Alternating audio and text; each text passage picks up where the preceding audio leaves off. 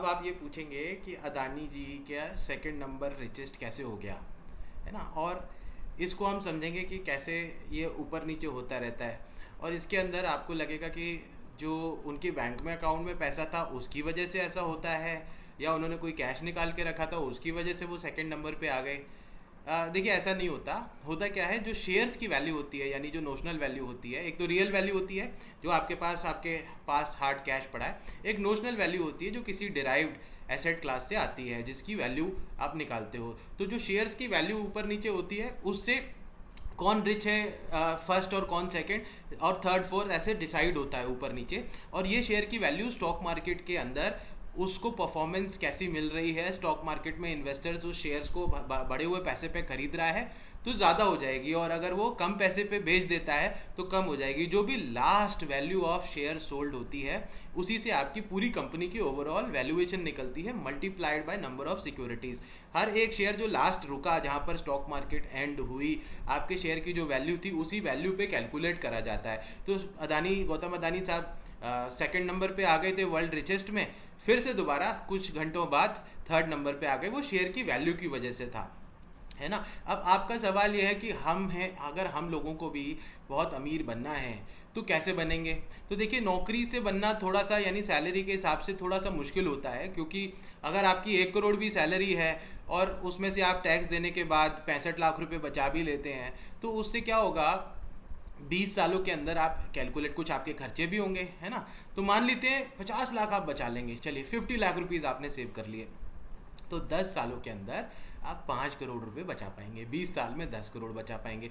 अब उससे तो इतनी ज़्यादा बचत आपकी नहीं होगी कि आप बहुत अमीरों में आ जाएं, रिचेस्ट में आ जाएं, वो बहुत मुश्किल है। तो उसके लिए क्या करना पड़ेगा, उसके लिए आपको बहुत सारी एसेट क्लास में पैसा डालना पड़ेगा। अब कुछ एसेट क्लास होती हैं जैसे कि रियल एस्टेट आपकी हो गई, गोल्ड हो गया। एसेट क्लास अगर रियल एस्टेट की बात करते हो तो जनरली 5, 6, 7% रिटर्न देती है ये asset class in terms of commercial return, which is से आपने रेंटल ले लिया तो 5 से 7%, 8% रेंटल मिल जाएगा। आपने 1 करोड़ की कोई बैंक कि एटीएम खरीद लिया, आपने बैंक को किराए पे दे दिया, आपको बैंक 6 लाख 7 लाख रुपए मैक्सिमम जो है आपको साल का दे देगा। उस पर आपका कॉस्ट भी आएगा, मेंटेनेंस भी कॉस्ट आएगा ना, पर आपकी जो प्रॉपर्टी की वैल्यू है वो बढ़ती जा रही है। हो सकता है अगले 10 साल में जो 1 करोड़ का था वो 1 करोड़ 30 लाख का हो जाए, 1 करोड़ 40 लाख का हो जाए, 50 लाख का भी हो सकता है, 2 करोड़ का भी हो सकता है। तो आपका 1 करोड़ 2 करोड़ हो जाएगा। लेकिन इसी को अगर हम कंपेयर करते हैं शेयर्स के साथ, तो शेयर्स के अंदर बहुत ज़्यादा उछाल आता है, बहुत ज़्यादा रिटर्न आता है। हाँ रिस्क भी है, नीचे भी जाते हैं, but because of that property, उस प्रॉपर्टी की वजह से ही बहुत ज़्यादा उछाल भी आता है और बहुत ज़्यादा गिर भी जाता है। और अगर मान लीजिए कोई शेयर बढ़ता जा रहा है तो बहुत ज़्यादा टाइम्स बढ़ जाएगा, है ना। अब इसके लिए भी आपको अगर शेयर्स खरीदना है तो कैसे खरीदें, आपके पास दो रास्ते हैं। एक तो आपके पास रास्ता है कि आप स्टॉक मार्केट में डायरेक्ट जो सेकेंडरी सिक्योरिटीज़ होती हैं, यानी जो स्टॉक मार्केट में आपको इश्यूज मिल रहे हैं, मार्केट के अंदर आ चुके हैं आईपीओ के बाद, वो आप वहाँ से ले लें, है ना। दूसरा रास्ता है, आपको कुछ नहीं आता स्टॉक मार्केट के बारे में तो आप म्यूचुअल फंड के थ्रू पैसा डाल दें, जहाँ पर रिटर्न थोड़ा लिमिटेड रहता है। मेरे हिसाब से एवरेज रिटर्न म्यूचुअल फंड का सालाना 15 से 18% रहता है। I could be wrong but this is what the statistics show to me. और दूसरा एक और रास्ता है कि आप बहुत अर्ली स्टेज इन्वेस्टमेंट कर दें, डायरेक्ट किसी कंपनी में पैसा लगा दें। यानी आजकल स्टार्टअप्स तो आपने सुना ही होगा, तो स्टार्टअप्स के अंदर अगर आप पैसा डाल देते हैं, सही समय पर डाल देते हैं, तो आपका 100 गुना भी हो सकता है, 200 गुना भी हो सकता है और डूब भी सकता है ना। तो अगर अच्छी स्टार्टअप देख ली तो आपका शायद 100, 200, 250 गुना भी पैसा हो जाए, विच इज़ पॉसिबल, बिल्कुल पॉसिबल है।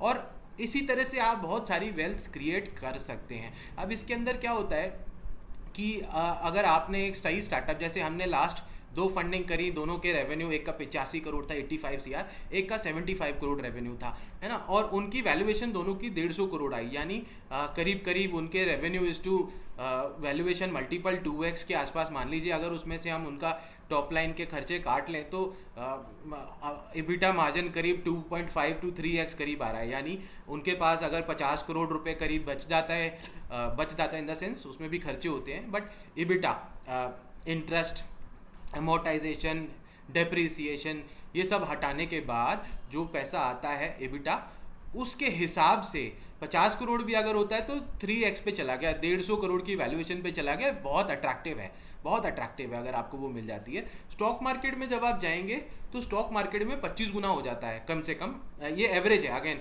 सब इसमें डिफरेंसेस होंगे, कोई ऐसा जो मैंने आपको फैक्ट एंड फिगर दिया है कुछ ऐसा नहीं है कि हमेशा ऐसा ही होगा, बट मैं आपको ये जनरल वैल्यूज़ दे रहा हूँ। तो 25 गुना जनरली हो जाना चाहिए। तो अगर आपने कोई स्टार्टअप के अंदर पैसा लगा दिया था, 10 लाख रुपए डाल दिए और वो स्टार्टअप आईपीओ कर जाती है तो 25 गुना पे जाएगी। और अगर आपने 2-3 साल दे दिए उस इन्वेस्टमेंट को और उसके बाद वो आईपीओ पे जाती है तो शायद आपका पैसा तब तक 100 गुना भी हो सकता है, 150 गुना भी हो सकता है। और अगर आईपीओ चली गई तो डूबने के तो चांसेस है ही नहीं, बट हाँ डूबेगी अगर स्टार्टअप तो उससे पहले डूब जाएगी। तो आपको क्या करना है, आपको सही तरह की अपॉर्चुनिटीज़ को ढूंढना है और उन अपॉर्चुनिटीज़ के हिसाब से आपको इन्वेस्ट करना है अगर आपको अपने लिए वेल्थ जनरेट करनी है। क्योंकि अगर आप अपनी एक्टिव इनकम से ही सब कुछ करना चाहते हैं तो बहुत मुश्किल होता है। और एक तो होती है सेविंग, एक होता है इन्वेस्टमेंट। सेविंग होती है आपने बैंक में एफडी में पैसा डाल दिया, वो आपकी सेविंग हो गई।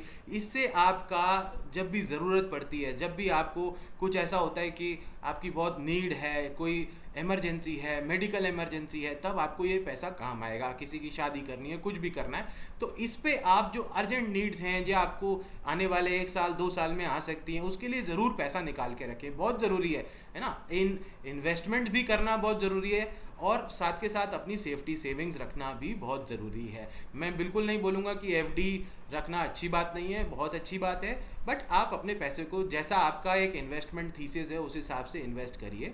अगर आप सही तरह की एसेट क्लास में, ये भी नहीं बोलूँगा कि सारा पैसा शेयर्स में डालिए, लेकिन अपने अकॉर्डिंगली थोड़ा थोड़ा पैसा डाल के देखिए, जहाँ पर आपको फ़ायदा आ रहा है उस फ़ायदे के हिसाब से फिर आगे इन्वेस्टमेंट करिए। लोगों ने प्रॉपर्टी में भी बहुत पैसे बनाए हैं, पर प्रॉपर्टी थोड़ा सा स्लो चलती है अगर शेयर से कंपेयर करूँ तो। ऐसे क्रिप्टो करेंसी भी है, बट लेकिन क्रिप्टो करेंसी बहुत ज़्यादा रिस्की है, तो अगर आपको नहीं समझ आती है तो बिल्कुल मत करिए। शेयर समझ नहीं आते बिल्कुल इन्वेस्ट मत करिए, लेकिन सीखिए ज़रूर।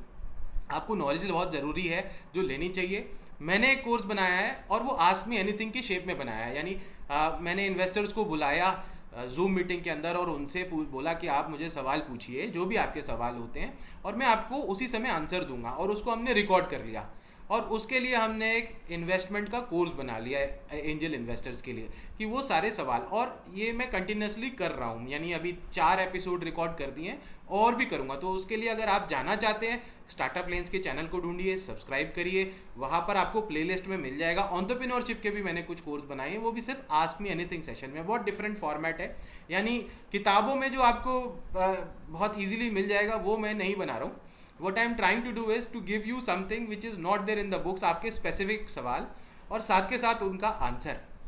उससे आपको जो चीज़ बुक्स में नहीं मिल रही है वो वहाँ मिल जाएगी। तो सबसे बढ़िया तरीका क्या है, अगर आप ऑफिस जाते हैं गाड़ी में या बाइक पे, जैसे भी जाते हैं, फ़ोन में लगा सकते हैं। हाँ बिल्कुल साहब, रोड पे रिस्क नहीं लेना है। अगर आप पीछे बैठे हो आप किसी के साथ और आपने आराम से गाड़ी के अंदर ट्रैवल करना है या बाइक पे करना है, पीछे बैठ के कान में आप वो लगा सकते हो, सुन सकते हो। वो आप ज़रूरी नहीं है वीडियो देख सकते हो पीछे बैठे आराम से, तो देखिए, नहीं तो सिर्फ सुनिए।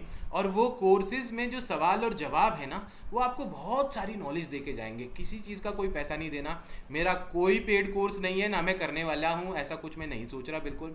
ना मैं आपको कोई किताब बेचने वाला हूँ, ना मैं आपको बोल रहा हूँ मेरा कोई कोर्स करिए। वॉट एवर इन्फॉर्मेशन जो कुछ भी मैं आपके लिए ला रहा हूँ, कोशिश कर रहा हूँ हिंदी के अंदर कंटेंट ज़्यादा बनाऊँ, क्योंकि हिंदी का वाइड रीच है हमारे देश को। लोगों को ये ज़रूरत भी है कि हम कोने कोने तक ये एंटरप्रेन्योरशिप और इन्वेस्टमेंट वाली बातें पहुँचें। तो इसीलिए मैंने वो प्ले लिस्ट बना के रखी है। एक स्टार्टअप लेंस का चैनल है और एक शिशिर गुप्ता का पर्सनल चैनल मैंने बनाया है। नमस्कार, मेरा नाम शिशिर गुप्ता है और मैं founder and CEO of startup lens हूँ। Thank you so much.